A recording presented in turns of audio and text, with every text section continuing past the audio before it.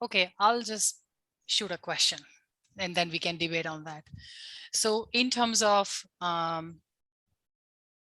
because this is Women History Month, so I also want to talk a little about that.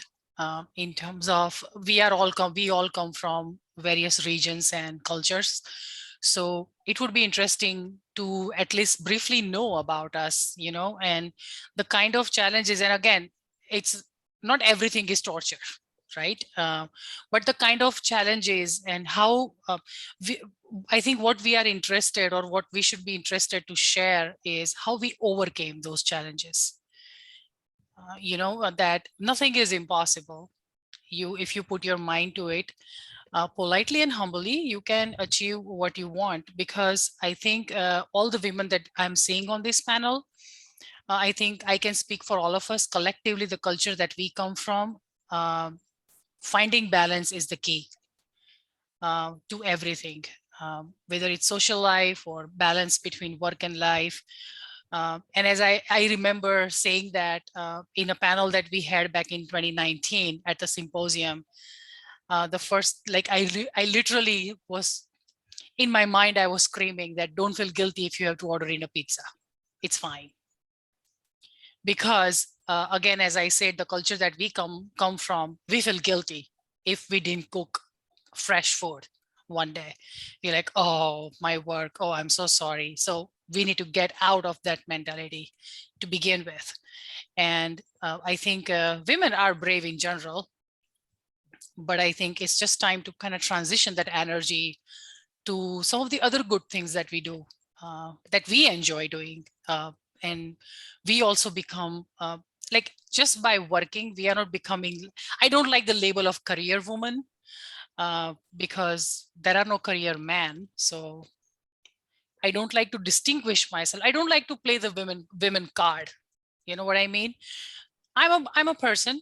I'm trying to work, and I enjoy what I do, and I'm ambitious, as much as ambitions I can afford, uh, to make sure that I'm also enjoying my life. At the same time, I'm also able to help others as much as I can. So what do you guys think? Ishraq, you want to go? Yeah, and actually, I wanted to throw the ball back to you.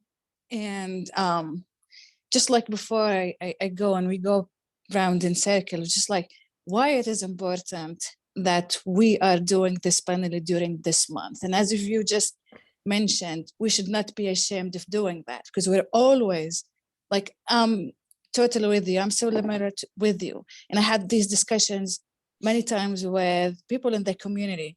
It's like, I do not like labels.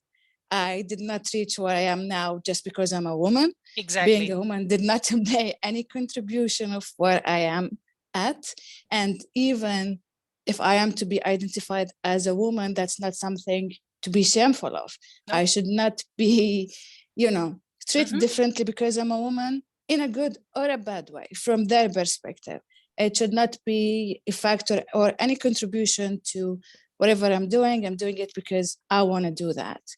And I want to be part of this discussion. I was with you back in 2019 when we had that discussion. And I wanted to ask, like, what do you think have changed, or anything has changed since that time till now? Because it's been a while. So, yeah. And we've tried to start this conversation for some time now. And the community, outside the community, just shed a light towards these things. And have you seen any change, any shift in perception? Like, we are doing this because of 1, 2, 3, 4, or we're not shy of showing up and say, like, our opinion or our success and all this kind of stuff. So yeah, many a time it doesn't even occur to me, like when I'm in a meeting or I'm presenting or in general, I'm doing my work. When I'm sitting at my desk, it doesn't even occur to me that I'm a woman. You know what I mean? I am Hetal and I'm working. That's all that matters. My work speaks for me, not my gender. And that's what I want to project out there, that don't treat me good because, oh, she's a poor woman and in the name of equality, she needs to be treated fair. I'm like, if I'm not being treated fair, you will hear from me. but don't like I don't want people to, because sometimes I feel that because all these liberalism going on around, there is this notion that if it's a woman, you have to. And I'm like, I don't think so. I have been in the US for at least 16 years, and not once I have felt that I was discriminated against for any reason, my race or my gender or anything. I was always treated equally. So, and again, I'm not saying that that's the case with everyone. Maybe there are 2, 3, or 5% of women who feel that way or who were actually treated badly. You know, those are two distinguished things. I felt threatened, or I felt that I was treated ill, and I was actually threatened, or I was actually treated badly. So there are those cases too, but that not all colleagues are like that. And I think that's what I see happening a lot in the name of equality, and that like everybody is like, oh, women are always treated bad. That's not the case. 100%. That's Yeah, not it's the this. case. All my Yeah, it's colleagues the that I have worked stigma. with, I look up to them. I have worked with some really smart people who have only helped and mentored me to become the professional that I am today. And that includes men and women equally. 100%. And we're gonna touch base on these things individually because there's lots to talk about. But yeah, let me move this to Annie, and let's hear from you. Like, why do you think we are celebrating this month, and why it's important for our voices to be heard as well? I think at least among the ones who are here, or even the people who work a lot in technology, we are a little, I guess, what to say. We have a bit of a privilege, and that's something that we should not take for granted. I think it's not really something that can be taken for granted for women all over the world. We have the privilege to be treated as equals, as we are not discriminated against. In fact, sometimes I've actually gotten a good push. I'm not saying that's a good thing, but yeah, I've just taken it quietly. Why not? So we do have this kind of privilege, even in being from an Asian society. Most of us actually know that not all women get the equal opportunity that way. Nope. But we have this privilege, and I think that is the good thing for us, and it's probably a part of our job and these kind of forums to kind of spread the message to people who might not be in the same situation as us, that it is definitely possible. And what you might need is just a little support. Have a support system from your family, from your colleagues. That's the main thing that I think would be uh, that would be really helpful for all women and everybody in general. Nowadays, see, it's not and that black and white. You have everybody, all your partners, everybody helping out. Everyone has their own responsibilities, and it's kind of it's not as what to say, as divided as it was before. Yeah. So things are a lot more unified, and a lot of contribution from everybody. So I think that is something that we, again, I would keep using the word privilege, because I really do think it's a privilege. I see a lot of people who don't have it, and I think it's our job to actually to try and give a push to those people, to everyone around, and give them what they need to kind of get to this position as well.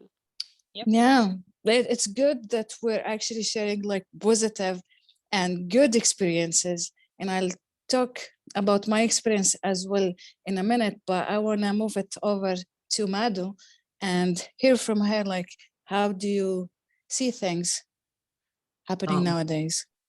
Yeah, I mean, I don't see a difference between men and women, and same here. Like, I agree with Hetal and Anindita and you, because it's like I'm a person, I'm a human being, and I've been like lived in India, worked in India, moved here, been with states for 14, 15 years. Never felt like someone is like, I mean, never felt like I'm being undervalued or anything. Yeah. Yep. have been with Sitecore space since 2009. And the agency culture really helped me to step up, and I never felt like there is men or women. I mean, no differentiation. Everybody was part of me, like motivating me and pushing me that I could do it. That's why I'm here, and happy to be as part of Sitecore community and being a woman, like stepping up and being in the call. Yeah, and to add to that, like to Anindita's point, we are just sharing us privileged people, telling other people like us that it's okay to be privileged. You can do it too, but you have to earn it. Don't play the card of your gender. Have the positive and hardworking attitude, and nothing is stopping you. Of course, there are going to be some socio-cultural challenges, but with the right attitude, you will be able to overcome. Find your way, carve your own path, because it's really easy to travel on path that so many have traveled. But we have the privilege and opportunity to travel a path that is not much traveled, and that makes it even more so interesting. So be brave about it. Make yourself earn that privilege, and there is nothing wrong in that. I like to, and I know it's a little bit geeky borrowing the context from Sitecore. I like to put everything within a context. Like I do not like to give things to be absolute. Like Yeah. always have a reference point, always have a Yes. context. So most of us, we come from cultures, like the mainstream, the main media has been promoted that like we're underprivileged, we're misused, mistreated, like everything in the book. And every time I come and talk about these things, I was like, no, I've never been in that situation. Women from my region, most of them go into the tech industry. Like the percentage at universities, women are more than men going into that track. So do not let, mainstream, the stigma, the narrative that has been, false narrative that has been spoken on our behalf to be what we reflect and, like project on ourselves, and let's create our own narratives. And these discussions are part of like all the work that we're doing, whether it's community within Sitecore or not, in your organization or not. The stories that we're going to talk about as well is the narrative that we are creating. This is like not true, and do not just like follow behind anyone else who try to tell you story. Take ownership and tell your story your way, the way you see it. Yep. One thing I would like to say, Ishraq, that my perspective was very different. Say 2 years back, about 2 years back, I moved into a more remote area in India from out of a main city. So that has actually given me a lot of perspective. A lot of things which I thought was, oh, this belongs to 20 years ago. It's not technically that. If you leave the big cities and I actually come to smaller parts of the country, more remote areas of the country, you still see things that you probably believe and that it belongs to an age that has gone by. It's not always the case. And I would like to bring up the significance at this point of having strong women mentors. I think while in the city, you might not realize how important it is, because around you, you're always seeing women doing everything. Everything is in their reach. That is not always the case for everybody, but having that kind of strong women mentors does make a big difference. And I'm sure it gives that kind of a sort of a power to everybody to see that, okay, I can do it too. And I don't think it's as irrelevant as we might think, especially if you are staying in, or you're coming from a space which is not as technically advanced as you might want. Yeah, and that's a great point. I think we should discuss it more in details, but let's hear from Arul first and see your perspective on this. Yeah, actually, I would like to representing myself a woman who is coming from village. I would Arul, say... you gotta have video on. Come on. Okay. Yeah. Actually, I'm coming from the village, and I would say here I could see the people are not ready to give the woman freedom to go out for study. And I'm the first one came out from my village, and I studied Good for in you. the yeah. Yeah. So now you have responsibility, no pressure. Yes. Currently, I'm working as a senior dev, and I'm Yeah, earning because when you rise, you have to help others to do the same. yes, You know? exactly. Yeah. So now my village peoples are very happy about my progress and growth. Nowadays, everyone is ready to help the women girls to study in outside. So I would, but still I can see some of the girls are very afraid about the outside world. So I would Mm. like to encourage them to come out from comfort zone and see the world and achieve more. Where are you from, Arul?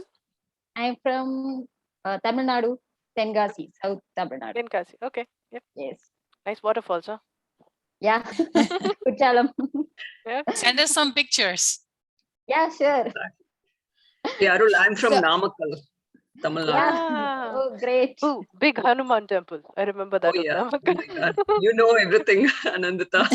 Travel quite a bit in India. Wow.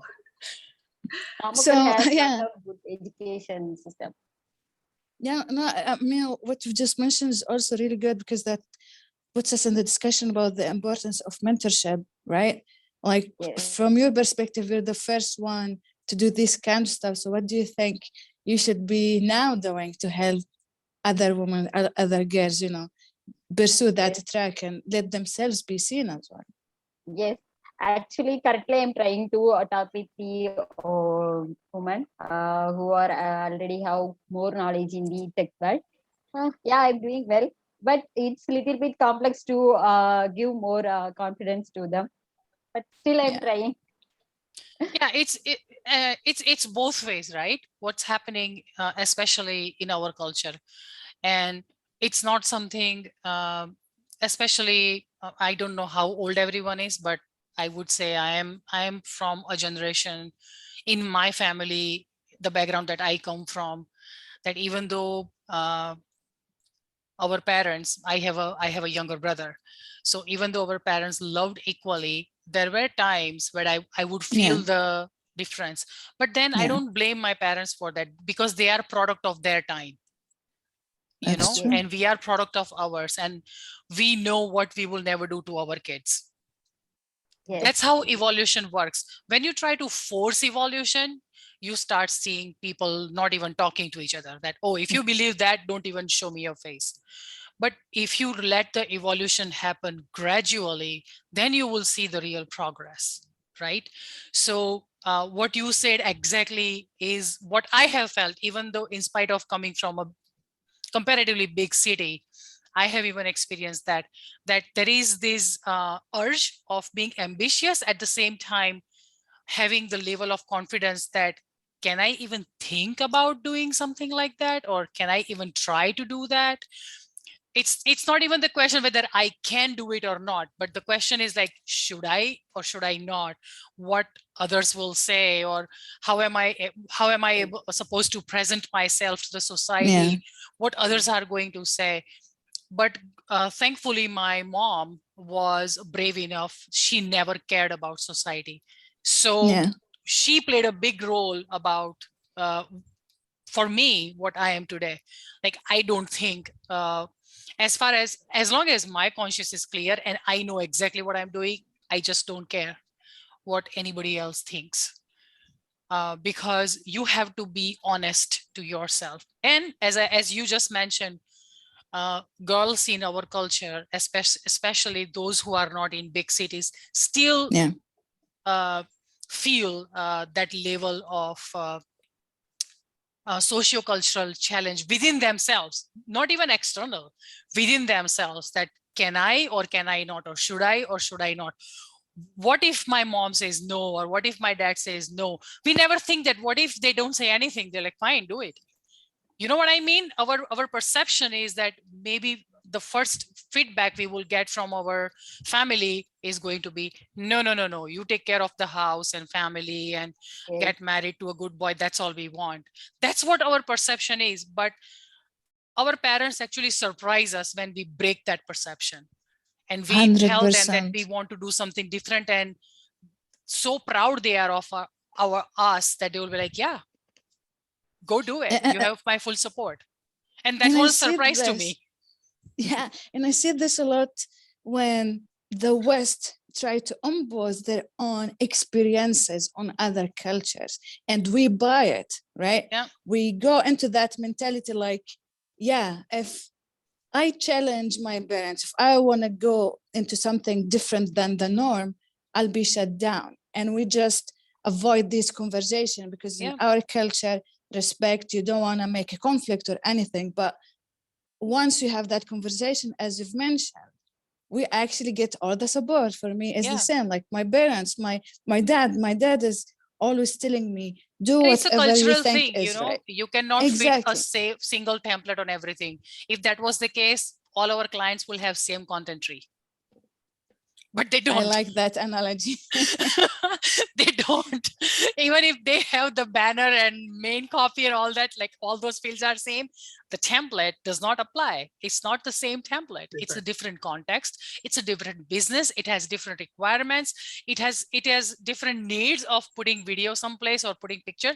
Same way works for cultures. You cannot put a single template that works for one culture assuming that it will work for other cultures. In our culture, at least the cultures that I think we come from, we don't challenge our parents. We ask respectfully. It's always about, it's not about informing them. It's always about taking their permission or taking their blessings, even better. We want their approval in what we do because they created us. If we they care think, about that opinion. Exactly. We respect what they think. It matters to us whether they approve what we do or not. And again, I'm not saying that that's not the case in the Western culture, but the conversation happens little differently. Yeah. And that's all that is. So coming back to your point, Arul, I think girls need to be brave to ask for uncommon things. Like if a girl asks for, and I know I'm going to sound so cheesy right now, but if a girl asks for to play with a stethoscope instead of a doll, it's not a big deal. And I think parents of our generations, whether they are in big city or small, they are exposed to that fact thanks to digital media. They watch, doesn't matter what town or what village they live in, they all watch ZTV and Star TV. Yes. So the cultural change that's coming about they are very well exposed to it. And there are some good shows that actually portray girls doing things that are not perceived that usually girls will do. Yeah, non-standard stuff. Yep. And I can see like the passion and enthusiasm in this conversation. So I want to switch it a little bit towards the drive. Why did every one of us became a Sitecore MVP? What was the main driver for that? I know I will ask Arul to go first. Okay. Put you on the spot. Okay. Actually, I started my Sitecore MEP journey on Feb 2021. Actually, I wasn't happy with my work and I didn't find any happiness on that work. So I just finding the way which motivates me to do more learning in Sitecore. Then I found, actually, I didn't aware about SXA everything on that time. So I just started the learning on SXA. Usually I like to do the documentations, everything. So I just started the documentation as a blogging thing. So I just started the blogging and I just posted in the LinkedIn. After some time, I get lot of messages from LinkedIn. Everyone is saying, hey, you are doing great and it's very helpful to us. Then I thought, oh, okay, I'm in very correct track and I'm doing something good for Sitecore community. That's the way my journey started. Yeah. You found happiness. Yes, exactly. I found happiness and I learned a lot of things in Sitecore. Awesome. Nice. Cool. Actually, in the real, sorry. Go ahead. Actually, in the real-time project, I didn't get the chance to working in a lot of stuff. So I just planned to do in self-planning. Cool. That's a true story for many, right? Absolutely. Madhu, you want to go next? Madhu? Sure. So I started my journey in 2009, but then I was working for a product company where I did not have many chances to work in a recent Sitecore versions or something, because all the nice projects always goes to the agency. But somehow, like, I used to attend the Sitecore user groups in Boston, always like wondered, oh wow, this is super cool. But then whenever the work comes to me, it's all about like maintaining the site and fixing bugs and maybe creating some small features or something. But whenever there is an upgrade or something, it always goes to an agency. I wanted to go to an agency, but then that time I was on visa. So I thought like, maybe I'll just stick with the company to make sure I'm safer. So Yeah. I was there for 7 years, and then I finally felt that I need to move to an agency. So 2018, I moved to an agency, and that's when I was seeing like everybody nearby me was like super smart, and they were like doing things like this in Sitecore, Yeah. and I was like, oh my god, like I have been with the community for so long, but then still I'm behind. And then started like stepping up and doing stuff. And my mentor Pete Navarra, I have worked with him in the previous company, and he's the one who hired me in the current agency I'm in. So he really saw me the potential, and he motivated me, and he was really driving me that, oh, this is how you do the blog, this is how you present and stuff like that. It really helped me, and then that's how I became MVP. So I mean, yeah. Talk about mentorship, right? And Yep. being a male ally without even being asked or differentiate, because when you find the right talent, you just give them that push. You don't have to think twice. exactly. Cool. All right. Thank you for sharing. No Annie, you problem. want to go next? Sure. So my Sitecore journey as such started back in 2013 when I joined Verndale in India. So I joined as a .NET developer as such, and they were like, I had not heard of Sitecore back then. And they said, would you like to be trained? I'm like, yeah, sure. If you're going to teach me, why not? So that's how it started out. And I think 2 years down the line, at some point, the head of the office in Bangalore, he kind of reached out to me and said, let's start with SUG Bangalore. I thought he was kidding. I just started laughing. But then when I realized it wasn't a joke, I'm like, oh, okay, because there were very few SUG Yeah. chapters at that point. So, and they seemed so far-fetched and, such big deals that I was like, are you kidding? We're just like 2 years off the boat. It's not really going to work.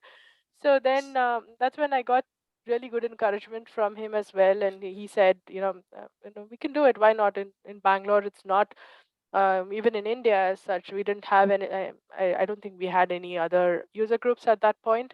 And Yeah. there weren't that many companies working with Sitecore, so the number of resources were also kind of limited.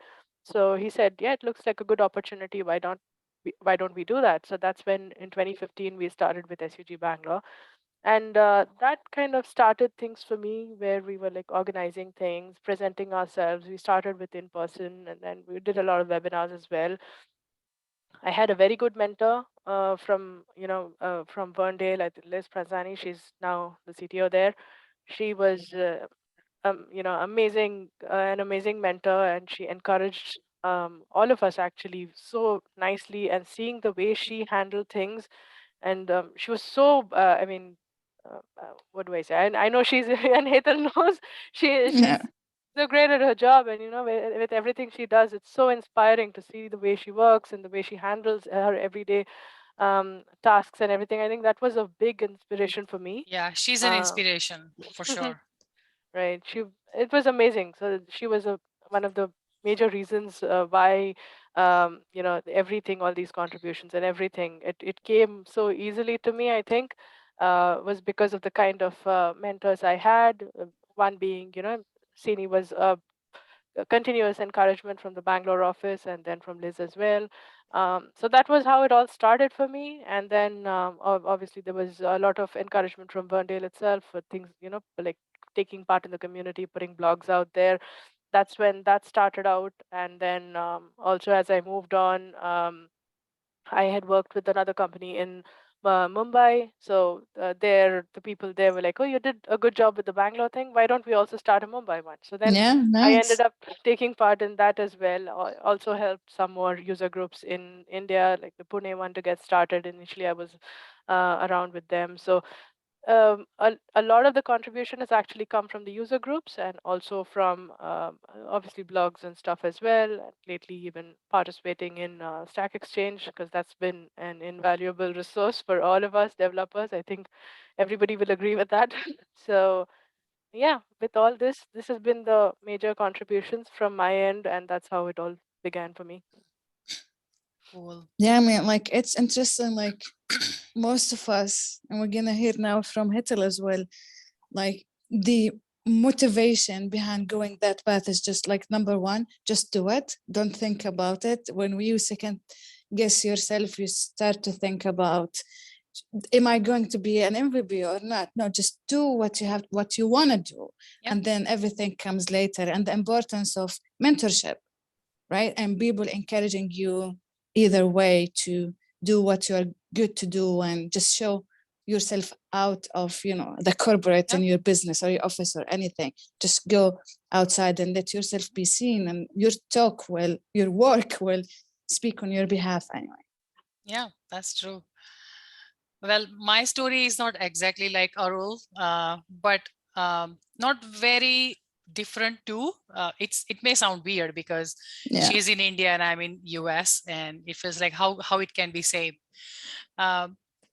I live in US. I live in Vermont, and Vermont is pretty isolated. So when I started working at company in Vermont in Colchester, I think when I moved to Vermont for 6 months, I didn't even see any other Indian faces. I didn't even know if any other Indians lived in this state. So I was completely isolated. I knew almost no one. And I was working as a contractor. Then they hired me full time. Then they trained me in Sitecore. And my first project that I was thrown into was an integration of MediaChase, Coveo, and Sitecore. And it was an e-commerce project. So my very first project was like, okay, you are trained, you can do it, so just go do it. Of course. I was like, at sure. the time where there's no documentation, no nothing, right? With no blog, and you hardly can log into SDN and get information from there. Yeah. Yep. And halfway, not even halfway, when we just started doing the requirement gathering, they were like, oh, by the way, we also want to have community server integrated because we have forum. And I'm like, sure. Do you have something fifth that you would like to throw in? So like that was my first Sitecore project. So, and then after with that same company, I actually got to work with integration of Sitecore and Microsoft Commerce Server, then Sitecore and Insight Commerce. I don't think in my 16, 17 years with Sitecore, I probably have 1 or 2 projects that are just Sitecore. Every other projects have been commerce, but I am so grateful for that journey because it has exposed me to the industries that I would not even think exists. Knowing like even on like knowing something like on a Christmas Eve, a coffee company makes processes orders worth $2 million in 2 hours. Wow. Coffee, just coffee. And having a Sitecore e-commerce platform set up on 16 web servers on a load balancer, like dealing with that type of architecture, it was like, I feel so proud. And along the journey, even though I was isolated, the mentors that I got information from, and also sometimes didn't get help from, because I was always asked, did you check this or that? And if my answer was no, I was sent back. Like I got some tough mentors, and I'm really grateful for those mentors. The reason, and I think that's one of the reasons that my MVP journey didn't start quite soon, because one, I'm lazy in terms of Aren't we all? in terms of like writing, because it felt weird. Like, how do I write about something that I've been doing day in, day out? But I think around 2009, 2010, I started understanding sort of like, how can I give back more to community? Because I started seeing when I would attend these symposiums, I would see how community comes together and how everybody knows everyone. And I am like, I don't know anyone. um, so I thought, what would be the best way to communicate or to contribute to the community? Because I know that installing Sitecore Commerce, Sitecore and Microsoft Commerce Server, it was a great challenge. So installation itself was a great challenge. Plus, as part of the tech lead that I was working in capacity of at that time, I needed to provide, I was required to provide a lot of documentation and training to others. And I think those became my blog posts, because those are the things that I was doing every day. So while I was helping others, or if I ran into a solar exception, I would blog about it. Setting up solar security, if I ran into some challenges, I would assume everyone is going through the same pain. So I would just blog about it. But over the years, I think that space is now also oversaturated. Like there is, it feels like, because every time I want to write about something, I Google it first. That if somebody else has already written about it, I would rather just tweet about it, that I ran into this problem and this is the solution I found, rather than writing a blog post. Then it's not quality, then it's just quantity, and that's not healthy. But in the beginning years, there was a lot that I could write about. And I was amazed because if you ever go to my blog, you will see there are series like of blog posts just talking about installations. And I was surprised the kind of feedback that I received, because so many people got help from that documentation, especially those who were dealing with commerce and Sitecore integration. And that kind of pushed me into specializing commerce aspect of all the platforms, and emboldened me in a way that I don't feel threatened to work in any platform now, because ultimately it's basically French versus English, like how you say hi in English versus how you say hi in French. That's all you have to figure out. I want to take this conversation now into, I'm not going to say challenges, but what is our opinion towards all the new stuff in Sitecore? Like that, how can we stay relevant with all the changes? And I know we started some conversation before we started this call, but like, what are the challenges that we've been seeing with moving out from, you've already said the internet is now oversaturated with everything we want to, from installing Sitecore to implementing the most complex stuff in XP. And now we're shifting into everything new. Right. But see, that evolution is also happening right now. So everything we know, or as we knew, is changing. ASP.NET is changing to .NET Core, which is going to bring new challenges, new exceptions and errors, and more information that we would see about those. And speaking of the expansion of Sitecore as a platform, I don't think anyone can be expert in everything Sitecore anymore. We could say that 10 years ago. We cannot say that now. What I think, and this is my perception, based on the role that you are playing in your organization or the project that you are working on, either you will have abstract level of knowledge of all the components that you are bringing together as an architect, if you are in an architect capacity, or as a if you are in a developer's capacity, and if you know more than two or three of those components, you should consider yourself extremely knowledgeable and lucky. Because I think it's going to become more and more having again, how the teams are built. Like, okay, let's get some like who can implement sand. We need XYZ to implement this component, versus we need someone to implement reflection, or let's bring in an order cloud expert. There is not going to be an expert of everything under the Sitecore umbrella. Even the architects are going to have knowledge, like enough knowledge. There's a limitation. Exactly.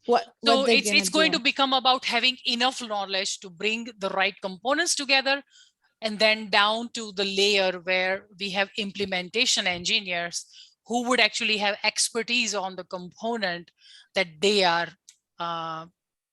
responsible for. That's what I'm thinking is happening. Yeah, and I've seen that in my own journey as well. When I would submit a talk to the SUCCON or symposium or user groups, at a certain point, I was like, I know everything about everything, or a lot about many things, and almost everyone has spoken about these stuff. How can I differentiate? That's when I started to try to get deep in one thing and just, I'm not going to say proficient, but like get as much knowledge that I can share with others where it's actually a learning experience. And I moved from, I've spent most of my years as a tech MVP, and now I'm moving into strategy because that's where my position, where I see myself in. So that switch at the beginning was a little bit scary, but then I was like, once I did that leap, it was trust like, me, yeah, that's this a is what I scary like. place to be. Because when we are engineers, I think I envy them now, because they are having all the fun. And I'm not ashamed to say that it is possible that an engineer that works on my team has probably more knowledge of some of the components than I do in terms of Sitecore. I still can say with confidence that anything commerce, I still consider myself pretty savvy in terms of concepts and like common sense issues that they might run into, kind of telling them where they can check, and most likely they will find the solution. But I'm not ashamed to say that some of the Sitecore components, I have enough knowledge to help them or to guide them, but I don't have thorough knowledge in terms of implementation. I should not be trusted with code. So I want to ask Madhu as well, and Annie, about your perspective on this new stuff that's happening with Sitecore. Madhu, you want to go first? You go first. Okay. Well, from my side, actually, this has definitely been a constant challenge, especially when you have a lot of work going on. If your projects are not on the latest technologies and modules and things like that, because we don't always have that option. You do get a lot of projects which may be on something that is outdated, but work is work, so you get you do it. So it's usually you do need to spend a little bit of time outside of your work, which can be hard to come by, to keep yourself up to date. And as MVPs, we know that all of us have access to Sitecore's e-learning, which is I think I found it very helpful, especially with the rate at which things change with Sitecore. Yeah, it's good to have a reliable source of kind of learning and trying to pick up things, but that always doesn't do it completely, because I mean, all of us know you can go through as much of the e-learnings and stuff as you want. Unless you actually get the experience, exactly, it's pretty much out of your head within a month and you don't remember anything after that.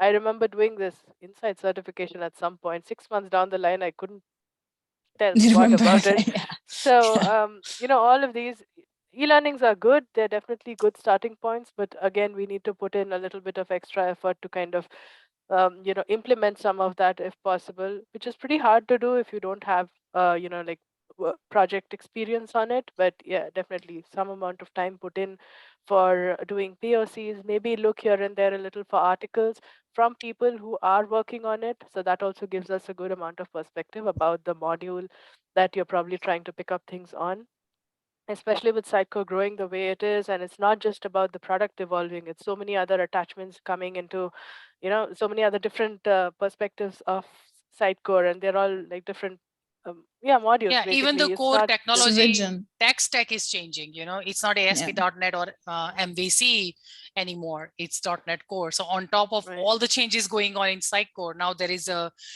shift from under the carpet as well. That's changing too. Yeah, but apart it's from about that as creating well, options.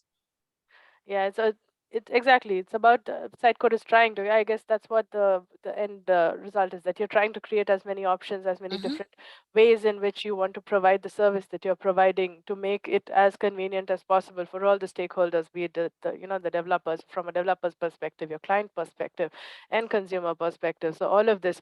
So whatever be the reasons, yeah, there's a lot of changes happening in Sitecore. Definitely, it's not as easy as one might think to keep up with all of them. It might not even be feasible, but you pick what you can, what you're interested in, and maybe something that is related to what you're working on or upcoming work or something like that. And I would say that's what, as of now, I feel the best way is to rely on Sitecore documentation, because at the rate at which it's flushing out to you, is it might be hard to Yeah. find more reliable Yeah. kind of things to teach you about it. But and also, I mean, there are people blogging about it, so everyone doesn't have access to the Sitecore stuff, but most of us have, I think, at least through the partnership that we're working with different organizations. So that's a good place to start, and then you have to put in a little bit more effort to actually make sure you retain all of that until the work starts for it. So I think that's the way to go. Everyone should definitely look into that. And just to add to that, sorry, I'm checking a little bit here, but I was done. just just to add to that, learning a platform, we are all engineers, and we should be proud of that fact, that don't forget that particular label that you come to work with, that you are an engineer. So don't make yourself too dependent on the training, because you are an engineer. You should be able to figure out. When I was thrown into the Sitecore Commerce Server project, I didn't know Commerce Server, and there is no formal training for Microsoft Commerce Server. I didn't even know enough about e-commerce, but I just call I it think the we dot still learning. don't know much. No, I call it dot learning. So you are working with catalog API, just put something and dot, what methods come up, figure out what will work. And I think we also need to keep a little bit of that attitude, that yes, platforms are doing excellent in providing all the training and all the documentation that they can. But at the same time, as engineers, it's some responsibility lies on our shoulders too, that try to figure things out and don't rely too heavily on training and documentation. That's for reference. Your skills as engineer are what you need to use the most. Yeah, and trainings Yeah. are not never really going to teach you everything you No. need. It's just a good starting point to get an idea of the big picture. I think that's what I get from it, and that's why I rely on that. Sometimes it's easy to get into things, and you might not have a great idea of doing things in the best way that you can. I think that is something that trainings kind of give you. They give you a more holistic idea of the product that you're working Yep. on, and it kind of gives you a better idea of the entire environment. I think that's Yeah. that's the main thing. Otherwise, end of the day, you have to go back to your dot learning only. It's not like your training is Exactly. going to teach you everything. And I know we're gonna open the floor shortly to take a question, so I want to hear back from Madhu and Arul on this as well. I'll be quick. So same here, like I'm not on any commerce project or SXA or JSS or any of those upcoming projects. Like I always feel like, okay, you are Sitecore MVP. What are you specialized in? I feel like I'm an XP Sitecore MVP. Like I don't know those different modules, but same here, like burning out the weekend and get the like CDP, Order Cloud, or Content Hub. It could be anything, but need to spend the time aside and get it done. But it's the training and the certification is really good. It gives some confidence that we have learned, and we have at least like decent knowledge in that. So but the thing is with Sitecore landscape, it's been like really changing like anything. So it's hard to keep up with everything, but whatever we could do to keep up would be great. Yeah, before it was like this, and now it's like this. Exactly. And now I feel like all the microservices are playing a big part. So yeah, and I think Annie put it really nicely, that pick one that piques your interest the most and explore it. And I think that's the way to go about it. With all these components, pick the one that you feel curious enough about to explore more, and then you can figure out the integration hooks to other components. True. So true. Does anyone else miss Sitecore 8? I'm just asking. My favorite version is 8.2, by the way. Yay! Or was it me 7.2? But yeah, For exactly. me, 8.2. I love it. I love that. Yeah. For some reason, all the Same dot here. 2 versions were better. X2 was good. That's 7.2 true. was good. 7.2 was 8.2 good. was Yeah. good. I miss Yeah. Sitecore 8, where you can just restore the databases, do some setup in your IS, and that's it, and you're up and running. It was so cool. I miss that. Sorry, Arul. Go on. Actually, in my experience, I didn't get the chance to work in headless architecture. But nowadays, I can see everyone is talking about headless architecture and decomposable XP and CDP personalization. Everything is very new to me. So I thought, oh, okay, I'm not in trend, so I have to learn something. Then I just started to explore about the headless and everything. Yeah, it's pretty good. So currently I'm just following every person who is working in headless architecture. They are posting a lot of blogs about that, so I'm just following that, and that's my motivation to learn more about it. It's really nice. Yeah, and I think from my perspective is we've been, whether it's Sitecore or non-Sitecore, we've witnessed lots of changes over the years, right? And I used to tell my team when I used to train them back in the days, it was like, I had the history of how things have moved from ASPX to MVC, the way we used to do Sitecore components, then modularized, then come Helix and come now headless and all of these kinds of stuff. The world is ever changing so fast. We now are talking about metaverse. We're talking about NFT. We're talking about we never even thought about. So make yourself relevant to that technology, regardless if that's a Sitecore or not, because things are changing. These big things, like it doesn't have to be named Order Cloud or whatever, Booksever, now it's CDB, now it's Sitecore personalized.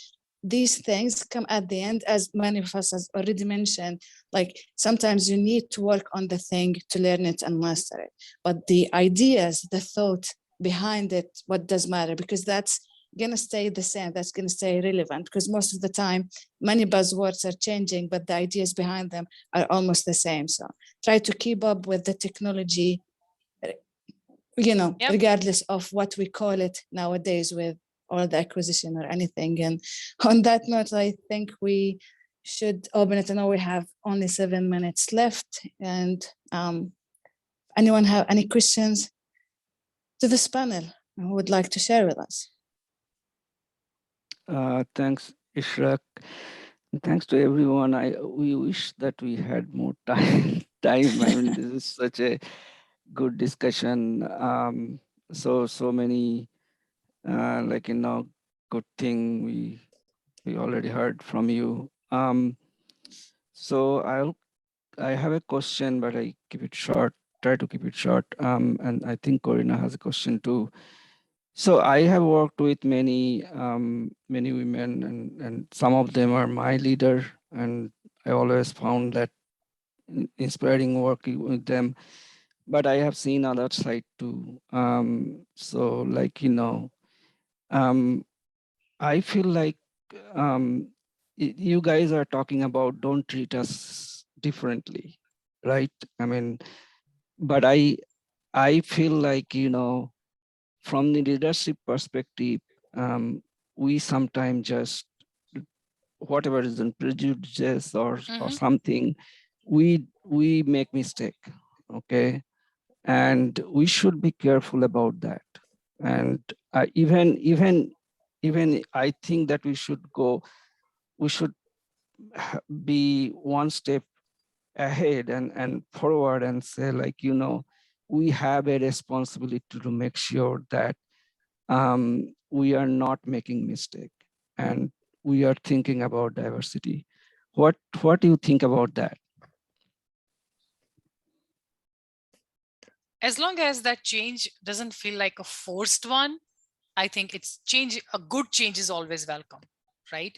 So as I said, instead of thinking all women are treated unfairly, we should actually focus on try to identify where we are seeing something being done or someone behaving like they should not, and correct them rather than having the perception that everyone is doing that. I think that's where the problem is. Like that's where the pushback comes from.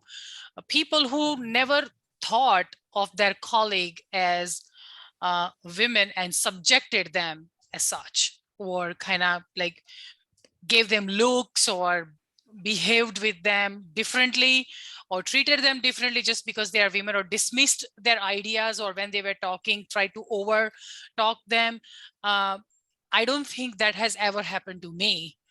So as I'm saying that, don't think that that happens to every woman. But yes, to your point, Himadri, when you see that happening, if you voice your opinion that that shouldn't happen, it could be happening in a meeting when you see a colleague. I actually read a very nice article the other day. Funny you should mention this same thing right now. It was just a small incident where people were gathered in a room, they were talking, and there was just one woman in that room, and when she tried to talk, another colleague talked over her, and the boss at the end, when that person was done talking, the boss turns to the girl and says that, sorry, what you were saying, you were over talked by the gentleman. So Yeah. not only he respected the person's space, but he also told the person indirectly what he did that he shouldn't have done. But that should not be perceived as happening all the time.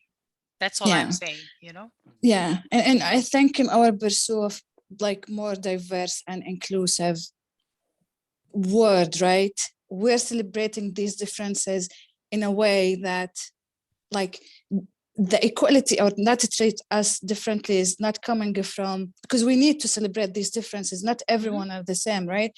We come back from different, we have different personalities on a human level. We have different culture, we have different country, we have different background of almost everything. Do not treat us in a different way just solely because we are women. This is what we're talking about. But in terms of differences, these are not something we say is wrong to have, because that's differences. That's what diversity and inclusion means. It's just like, do not differentiate that just because we're women. As you said at the beginning, Ishraq, context matters. Yeah. Yeah, let's take a question from Karina. She raised her hand. Karina? Yes, hi. I don't think I had a question per se. I thought it would just be nice to take a little moment and introduce myself. And normally I would have my video. Today I'm not doing any Zoom meetings or videos just because I haven't been feeling well, and so I'm just not that presentable today, to be honest. Yeah, just had a little bit under the weather, and so yeah, I'm saving everybody from seeing me.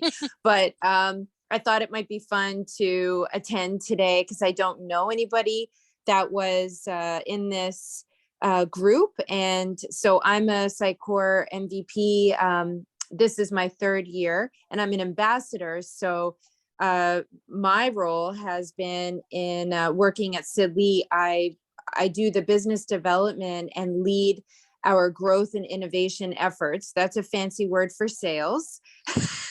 Growth and innovation for Sidley, which is an agency partner, a solution partner of Sitecore.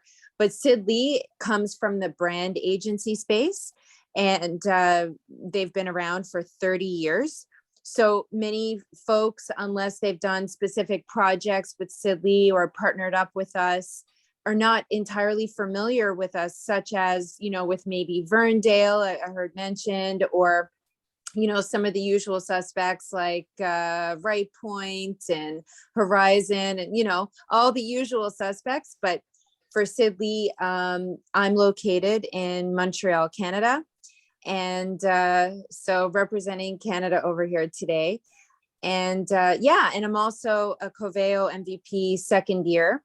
So again, I just very much enjoy the back end conversations because I'm responsible for carrying the vision when I go to a potential client, and obviously selling them a transformation story, and who has a huge hand in transforming a digital space, but the developer.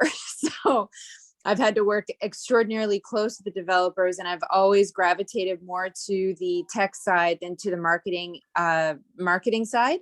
But I know both, you know, obviously well enough to to be a generalist.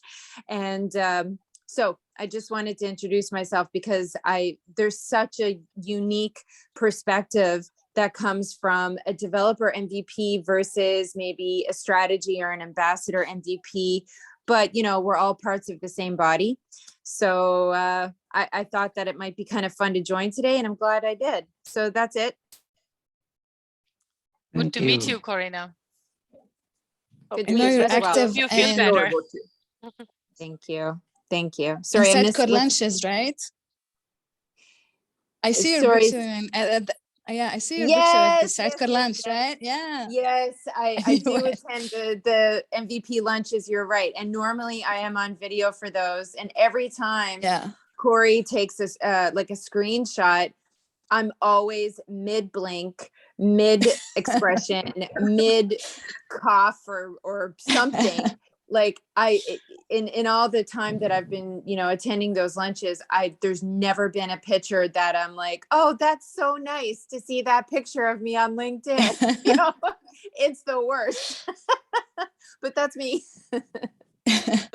I would love to stay here, guys, but I have to drop for a client meeting, of course.